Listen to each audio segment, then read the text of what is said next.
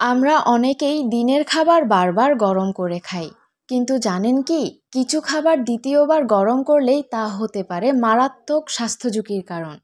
আজ জানুন এমন কিছু সাধারণ খাবার সম্পর্কে যেগুলো দ্বিতীয়বার গরম করে খেলে হতে পারে মারাত্মক ক্ষতির কারণ। ভাতে ব্যাসিলাস সিরিয়াস নামের এক ধরনের ব্যাকটেরিয়া জন্মায়, যা ঠান্ডা হলে দ্রুত ছড়িয়ে পড়ে। বারবার গরম করলেও এটি নষ্ট হয় না, বরং হতে পারে ফুড পয়জনিংয়ের কারণ। রান্না করা আলু যদি ফ্রিজে সংরক্ষণ না করা হয়, তা থেকে ক্লোস্ট্রিডিয়াম বোটুলিনাম ব্যাকটেরিয়া তৈরি হতে পারে। আবার গরম করলেও ব্যাকটেরিয়া থেকে যায়, যা প্রাণঘাতী হতে পারে। ডিমের প্রোটিন গঠন খুবই স্পর্শকাতর। একবার রান্না হওয়ার পর তা আবার গরম করলে প্রোটিন ভেঙে শরীরে টক্সিন তৈরি করতে পারে। মাশরুমের প্রোটিনও খুব সহজে পরিবর্তিত হয়।